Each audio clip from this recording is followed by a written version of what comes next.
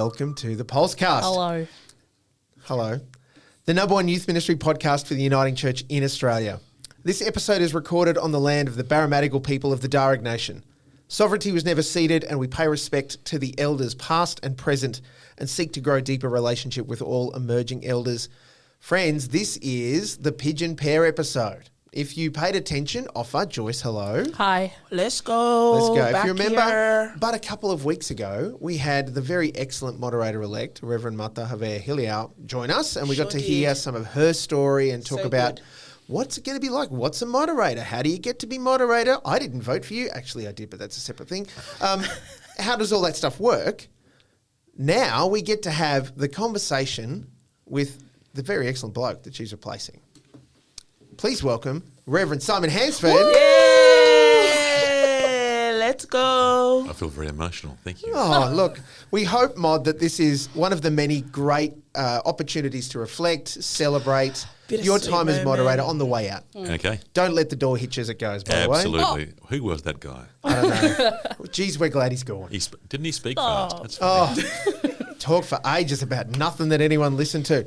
Malolele moderator. Malolele. Welcome. We're so glad that you could join us, Simon. Thank you so much. That's my pleasure, Molk. Now, by way of fairness, so that anyone that did listen to the Mata interview, we want to provide some opportunity that people can do some good contrast compare stuff. I'm going to ask you the same tough, uncompromising questions so that we can get that comparison, see how that goes. Excellent. So, you That ready? sounds great. Yeah, go for it. What's it like being a Tongan woman in ministry? I find it challenging and disorienting. Yeah, I can imagine. Yep. It's not going to work, is it? I'm No. sorry. Look at you. What's your problem? Nothing. Great. We do actually legitimately have questions. That's my false attempt at getting things going. Moderator, you've been in this gig for what, 6? 6 years, yeah. Wow, that's a good 6 stint. years. And longer than is the usual deal. Yeah, twice as long. What's that about? Well, that's one of those mistakes the church makes when they're exhausted at the last moment of a session and they think, what can we do now? No, it was... in many ways, it was prescient in the fact that we didn't know COVID was coming. So it actually worked really well with COVID coming along. Sure. But it was basically us looking at ourselves and saying there seem to be some big changes happening in the world in terms of how we lead and act in the community and the church. And the question was, well, maybe a two-term mod might work here. Yeah. And that was the conversation. Of course, I wasn't in the room for the conversation, No, of course. naturally. So... but I think the intention was to say, well, what can we do about this? And does this work? Yes. Now, the question arises, has it worked? And that's for exploring into the future. But the challenge is, well, the model I said about moderator when it first began was designed not to work. Sure. And the 3-year mod, I think, in many ways is a good attempt to try to address that. But in a community, in a church that's looking for different kinds of leadership, now, we're a council-based church, of course, which is important, but sometimes, too, it's a space where this person can articulate for us how we are thinking about ourselves. Yep. And I don't mean that in a pejorative way. It means, like, I listen to people and we talk and we understand how people are thinking and we can speak in that kind of way. Sure. Yeah. So that's helpful. Yep. Thank you. It's a finite term thing, whether it's 3 years or in your case 6. Where do moderators go to die? Oh, it's a great question because I think what happens in the past, a lot of mods have either just retired because it's been their final space, or they've gone into gone as lay people back into the jobs they had before they became moderator. But All 3 of them. yes, but a few of them have tried to find their role, and the church hasn't been great at working that through with them. And I don't mean that in a way that they did it deliberately. They just didn't know what to do. Yeah. And we've got some, and like the bunch of mods who I've talked to in the last 6 years, 7 years, 8 years, like incredibly wise and capable people, and have a real gift to offer to the church. And yeah, it's been a challenge. So the answer for me is, I think I'm taking some time. Yeah. I'll be taking some time out and getting out and Good to hear. maybe having 6 months out and just taking care of myself and restoring some stuff and working on some failings and some strengths and stuff and see how we go. Breathing out is important, right? Yeah, You've been like COVID in the middle of it, no question, a challenge. As moderator, one of the flagships I would offer of your ministry as an outsider is that you've just been the person that's been happy to be there. I will be at the thing. I will celebrate with you. whether it's the formal opening of a stuff, or I'm just here to preach, or be a part of the community at a meeting, or in a congregational context or a presbytery context.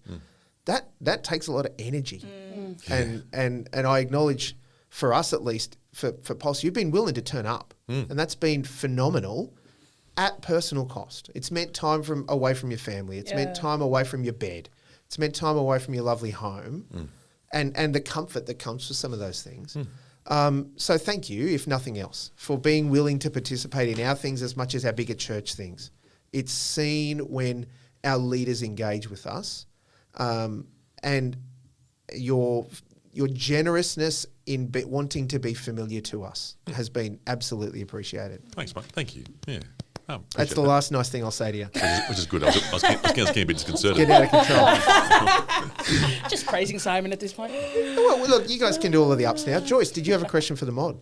I did. I think just in going that, I'm not going to say like we're ending our time, but it has been a great journey alongside of you, Mod, because when I started Pulse, we first did our first night out together. If you listen to a previous podcast, you'll hear more about that. Yep. That we were able to journey alongside in leading our attendees from New South Wales ACT together. So it's been a great time. We've been able to have our mod. But my question is, Mod, I think my one, it's in the midst of all the questions we've had. So, Mod, you've been blessed in joining so many different cultural and intergenerational spaces throughout your time as moderator. How has those experiences helped shape your ministry from when you started and moving forward from Mod? And I'm talking about the services that you went to, the events such as TNC. I did see you there last week in your Tupeno. In Tupeno, Yeah. And but also in the special moments of breaking bread, and in those spaces, how has that shaped your ministry? Oh, great question. A simple response to begin with is to say, working in the rural church is often starved of the vast multicultural community stuff, which I think is a great loss. But I mean, there are other great blessings about being in the rural church. But so being in this for 6 years and being part of just different cultural experiences, and at its essence, the thing I found most wonderful has been the way people are thankful that I turn up and just want to help me understand what's going on. Sure. There's that incredible culture, as you know, all of you, about politeness, about, if I ask a question, whatever you think, Mod, and I think, actually, I didn't want the whatever you think. I actually wanted you to say to me, sit over there, stand over there, this is going to happen next. Yes. And once we got past that original politeness hiccup, people have been extraordinary, helping me step into the cultural space, not thinking I'm suddenly going to be Tongan or Korean or Fijian or whatever, but that I'm actually welcome in that space, and that me trying to show respect means they feel respected, which I found helpful. And like, for example, at the TNC on the weekend, one person said to me, you can preach on the Friday night, you can just go home if you want to. And I said, wouldn't mind hanging around a bit. And we hung around and had an absolute ball. Sure did. And I think that's part of it too. And a number of people said to me afterwards, you stayed. And I said, this isn't the job. This is actually great. And I think that's part of it too. I noticed too, with the COVID gap, that I missed a lot of things. And so, as did everybody else. But sure. And so there are things happening now which are good that I can catch up on. So I'm actually heading to Tonga on the weekend. Yeah, for the Wesleyan Methodist conference Church. coming up. So that'll be huge. Yeah, so I've been. It's going to be a great experience. Yeah, sounds like a junket. That's right. Could be.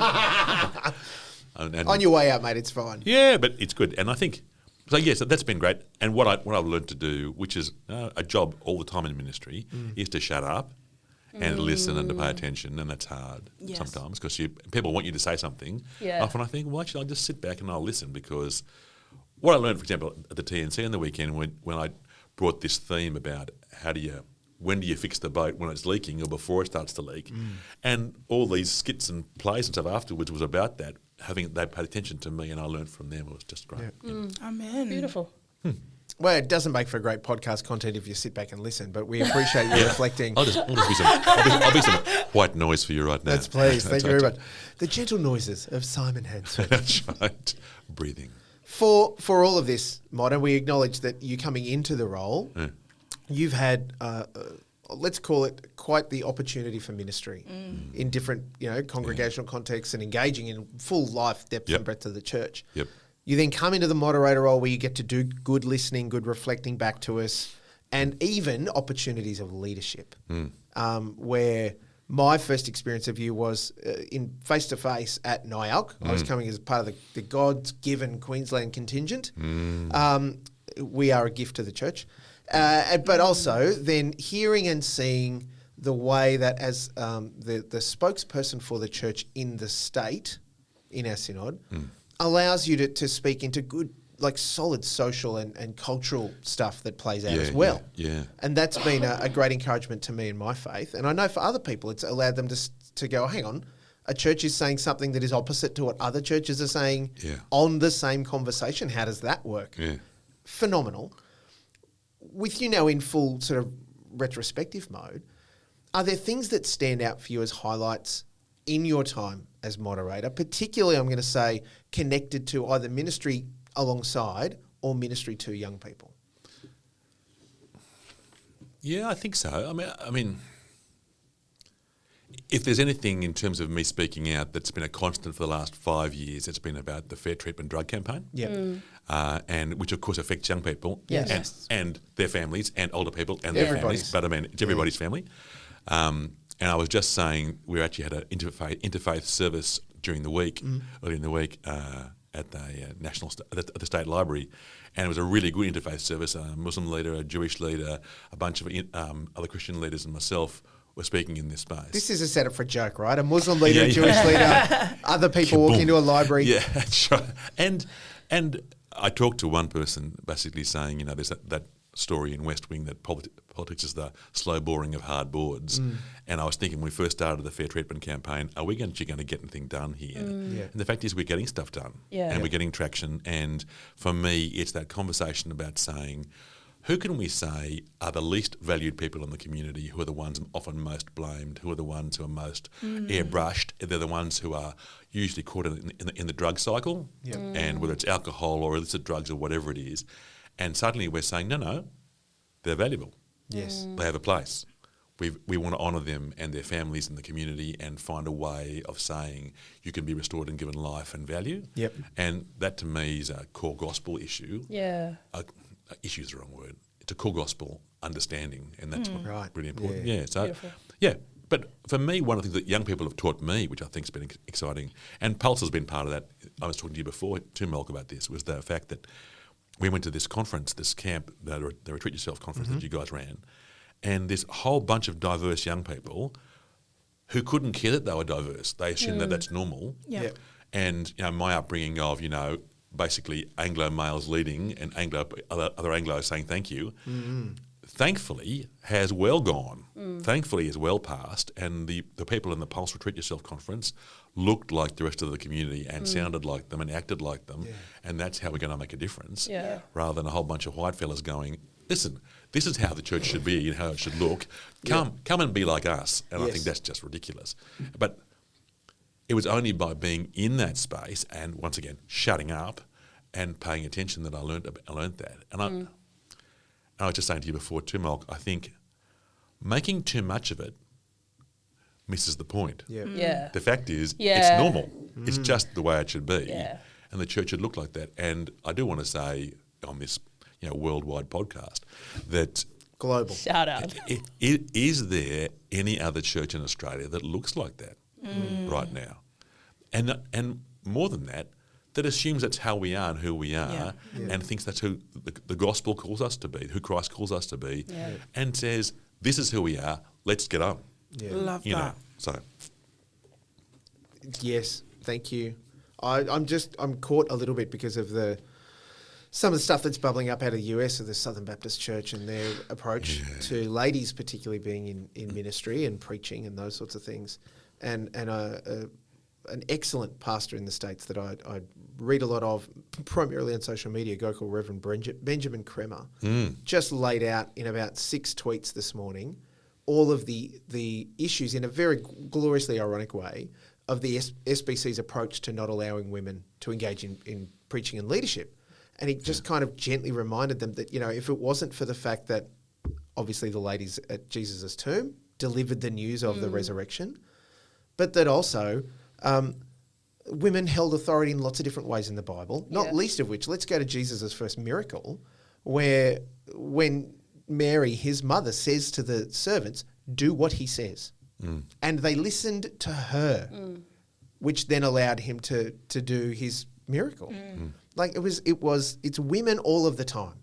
And that when we get to reflect that, and that's, I know, just a part of your story, it's just amazing because I have grown up in this movement and have benefited from female leadership and ministry my entire life.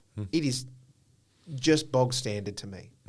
And there are other faith expressions within our community that it can't happen. But the Bible says stuff. Oh, drives me nuts. Alpha, have you got a question to stop me from talking? I do. And I think you might have touched on it at the Retreat Yourself camp we were at. Yes. Earlier we were talking about, or you were mentioning how it hasn't just been an easy time being the moderator. What a shock. It's not all rainbows and sunshine. And I think one of my questions for you, I have 2.5-ish, but I'll ask this one. That's all right, go. Is there anything throughout your time as moderator that's given you comfort or helped you through the times that have been really tough? So my immediate response is to say, well, of course there is. I'm just trying to think what they are now. There are colleagues in ministry that make a great difference to me, and that's been really helpful. And I don't necessarily mean that particular colleague, but hanging around with different colleagues has been really important. Yeah. One of the advantages of being in the game as long as I have means I know a lot of people, so I have a lot of relationships. And being the introverted, shy, retiring person that I am means but that's been part of it for me too, is that the fact that I know a lot of people who I can go and talk to and rely upon. Yeah. And that's been really important. I think there's nothing particularly that I want to say in terms of, that's been a place of safety and solace for me, apart from my home, of course. But my colleagues in the Synod office, I don't just mean Jane and Bron, I mean the entire squadron in there are spectacular. Yeah. And my EA, Monique, and previously Gretzel, Shout out Monique. just solid gold. Both of them the best. Love that team. Yeah. Yes. And the gentle, gracious way they tell me to smarten up or to stop or whatever is really a great gift to me. Yeah, so. My follow-up question then, because it kind of works well. So you have had the privilege, being mod, to be invited to so many different spaces across the Synod, maybe overwhelmingly so. And you get to see a whole bunch of different communities and leaders. As you're exiting, what would be your advice, one, to leaders who are currently in their roles, and also what would your advice be to young aspiring leaders who are wanting to come into the church? Great questions. That's a good question. We'll take a pause. Sorry, just a small one. The challenge of young leadership is really important. And I said something on the Pulse Retreat Yourself weekend about people seem to appreciate, which I will now repeat for your many listeners, is that when I was a young leader in the church, that's a long time ago, when I was a young leader in the church, there was this strong sense of I am responsible for the stuff that I'm being handed. And I understand why that was said, and I want to say it was offered to me in good faith, but I think it was a wrong-headed way of understanding things, because the fact is the young leaders who are coming into the church now, who are not coming in, who are leading the church now, but are also coming in, they are not responsible for the stuff that we want to hand them. I mean, they're responsible for their discipleship. But I mean, there are things that we need to be doing that haven't been thought of yet. I mean, my colleague Jane Fry and I will often say, our heads are not the right heads to be thinking the new thoughts. Young people need to be thinking of those, and how do we listen to them is the question. How do we pay attention to them, especially when they're annoying and discomforting? I mean, the fact is they're going to be annoying. Yes. Why do we do this? why do you have one of these? And when I was young, you were told, just hang on and you'll understand in the Wait future. your turn. Yeah, wait your turn. And I think waiting your turn's not helpful right now. Now, there are things young leaders need to learn, no question, but not because they're young, but because they're disciples. And I think that's important. In terms of my leadership moving out, I think an old colleague of mine would say that our parents and our grandparents' generation handed the keys on their deathbed to the next generation, who should have then just flicked past them to us being my generation, and they didn't do that. And holding on to the keys is a big challenge across every institution, including the church. Yeah.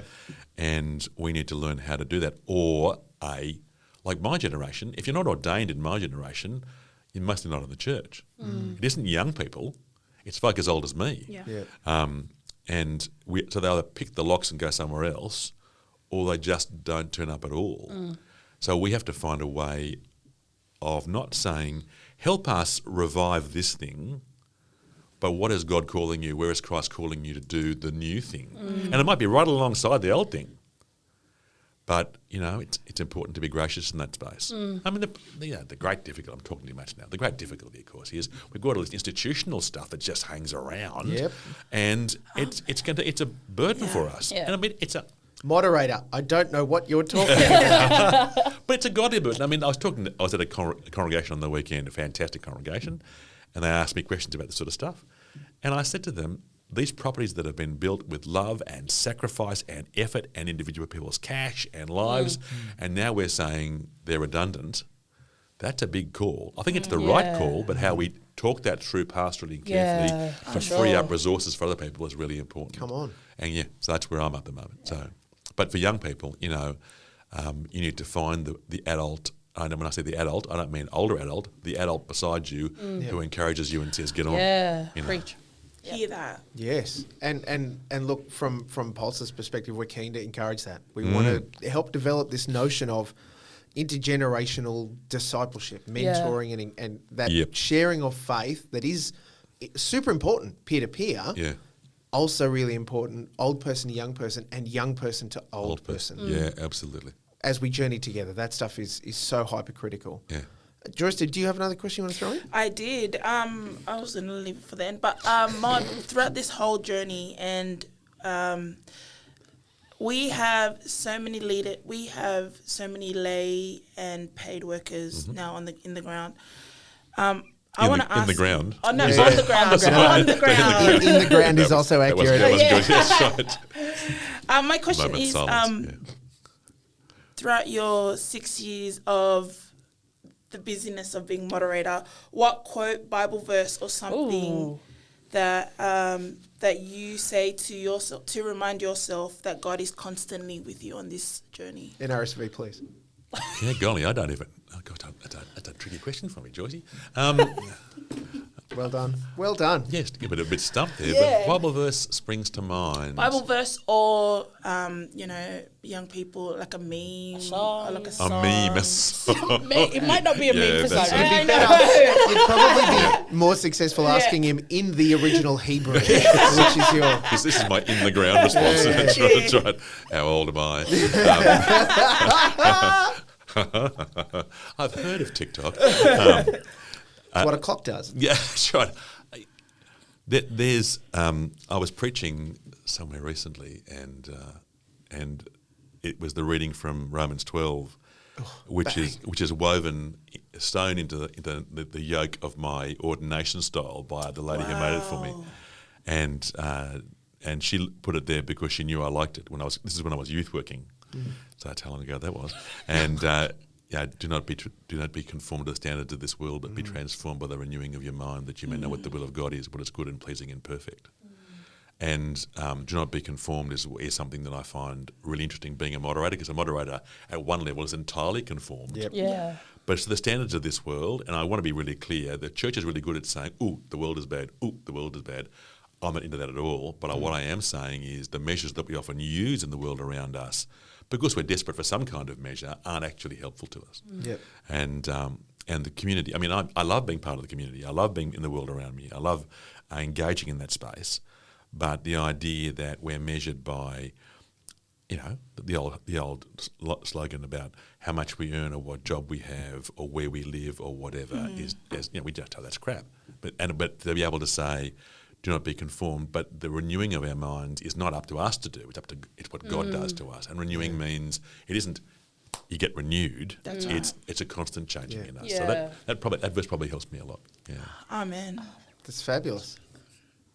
Thanks, Mod. So much wisdom, and to hit back on my joke before, we're so glad that you're not dying, that we don't put you out to pasture and you're gone, that you're still going to be accessible to us and to young people within the Synod, because we know that, for example, not just this Synod in session coming up, but future Synods that we would hope you would be engaged in. Certainly we would want to get you to be connected to the young adult cohort in a mentoring capacity and supporting them and offering the wisdom that you've given to us in an ongoing capacity with them. And because we find that stuff really valuable, even just hearing some of that reflection on the ongoing process of being renewing.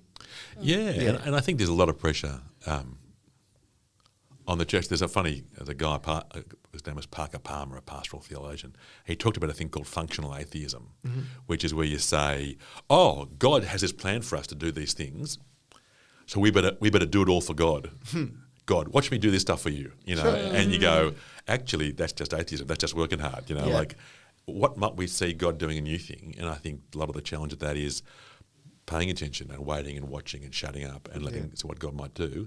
And the problem is it doesn't necessarily work in our time zone, and that's a big challenge for us. Well, it's like that old joke, isn't it? How do you make God laugh? Tell him your plans. Yes, right. It's when we get to engage in actually what God is calling us to be a part of, and recognising God's already at work in the places that we're going and living and being in is incredible in itself. Ladies, I've got one more question for the mod that is a multi-threaded hydra, so be prepared. Go ahead. Do you have anything else you want to throw in? Go.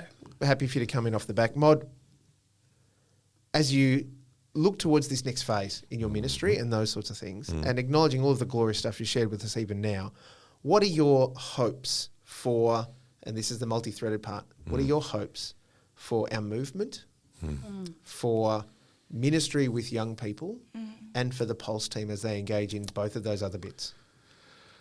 Because I need you to repeat those in a minute, but the first part of the question, my hope as a movement is that we actually become more of a movement.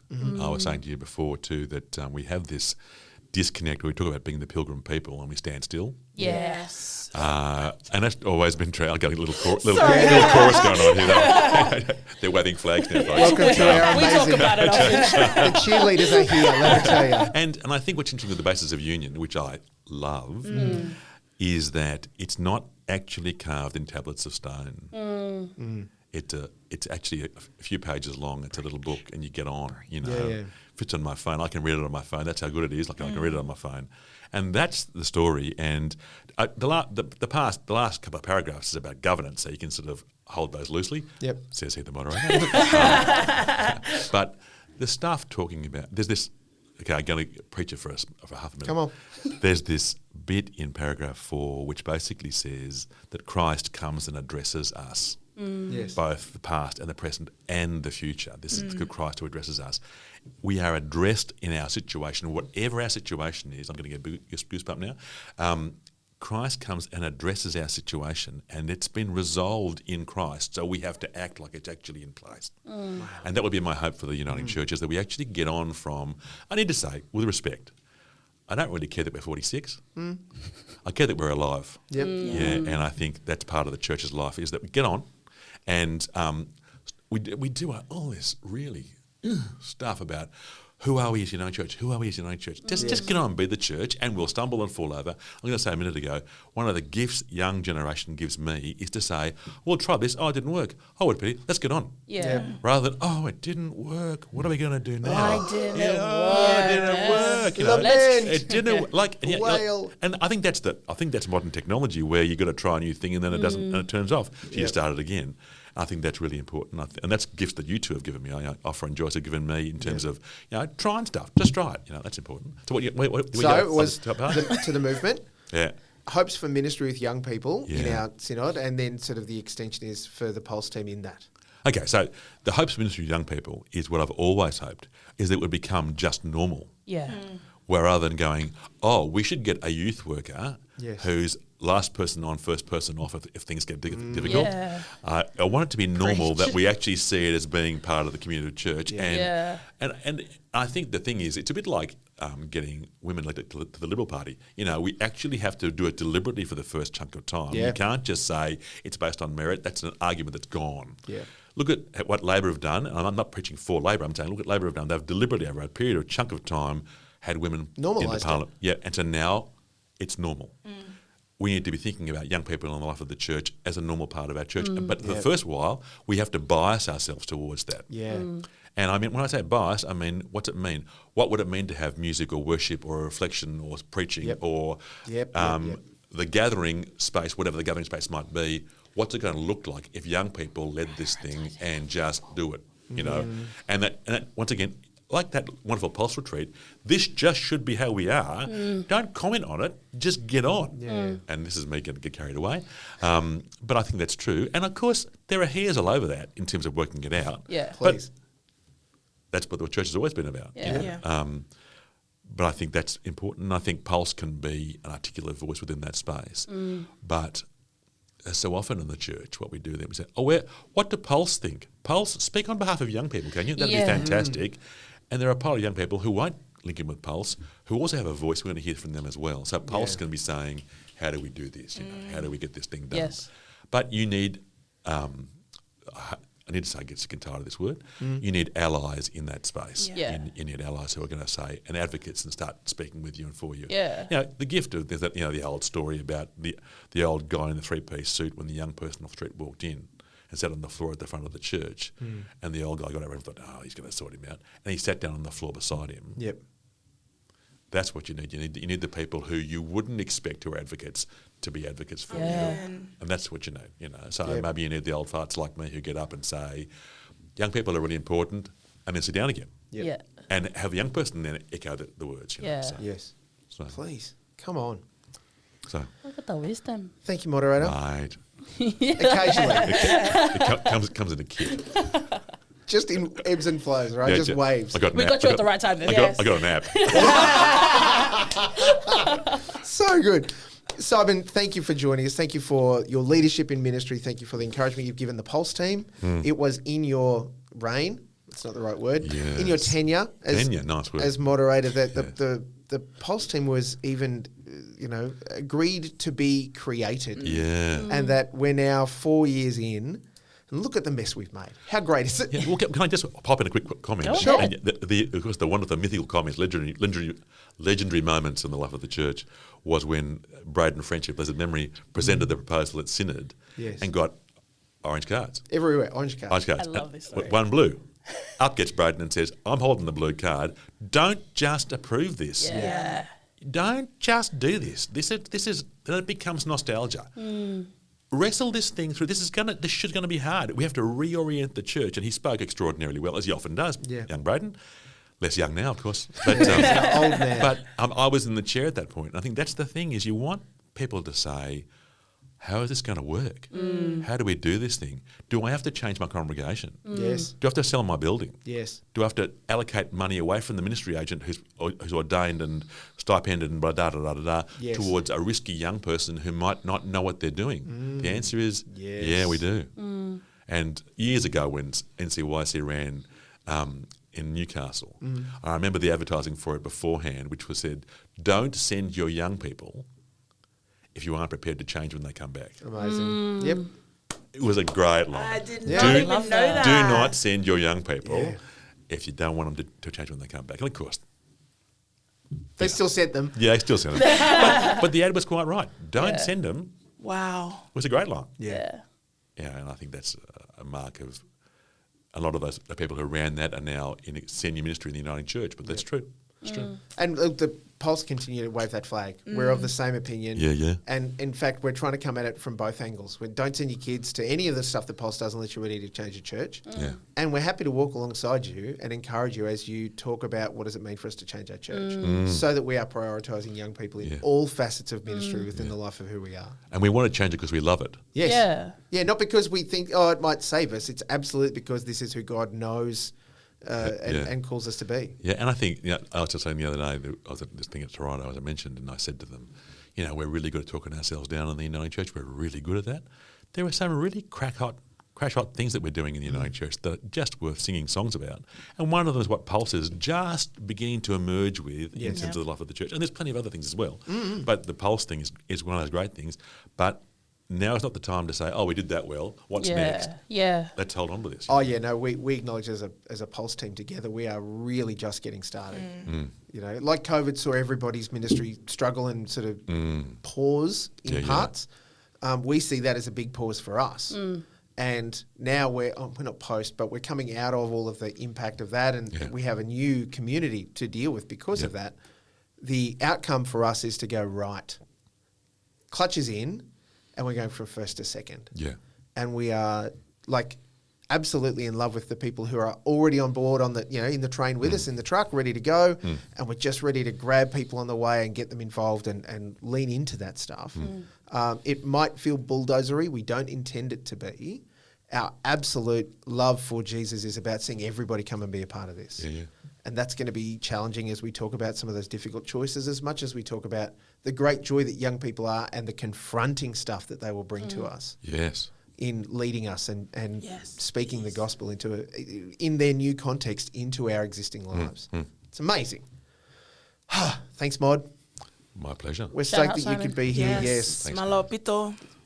Very much so. We as a Pulse team are stoked. We've only got one more episode in the series left to go. We're glad that we were able to get you in this first season of the PULSEcast. If you want to reach out, anyone that's listening and they want to be a part of it, offer please. They need to email us. Right? Who writes anything? Yeah. All right. They need to email us at contact-pulse@nswact.uca.org.au, the longest email in the history of the world. Yes. But you can participate in that. You can hit us up on our socials at UCA Pulse, on Facebook, on YouTube, on Twitter, on TikTok, and on Instagram, IG. And that's great places we can find out, see what Pulse is doing as much as be a part of it and stuff as well. So it's on TikTok. Okay, I'll look that up. We are on TikTok, Mod. You would be amazed, in fact, at the stuff that we are doing on TikTok in that regard. And, of course, our website, pulse.uca.org.au, is going to give you a whole bunch of information about how to contact us, as much as share some of the stuff that we're excited about, including the PULSEcast. We're pretty much loving doing this. Thank you, Moderator. Thank you, Joyce. Thank you, Offa. Been great. It's been great to be here. This has been the PULSEcast, the number one podcast for youth ministry within the Uniting Church in Australia. Stop laughing when I say that. Sorry, I forgot I'm supposed to talk when you say thank you, Offa. I just wave. Sorry, it's audio. The cameras are a giveaway, right? They call it dead space. Yeah. Then there's the large sticky microphone bit in front of her face. That's right. It just shows you're comfortable with it. Am I? Big thumbs up. That's it. We're the Pulse team. This has been the PULSEcast with Reverend Simon Hansford. Bye. There you go.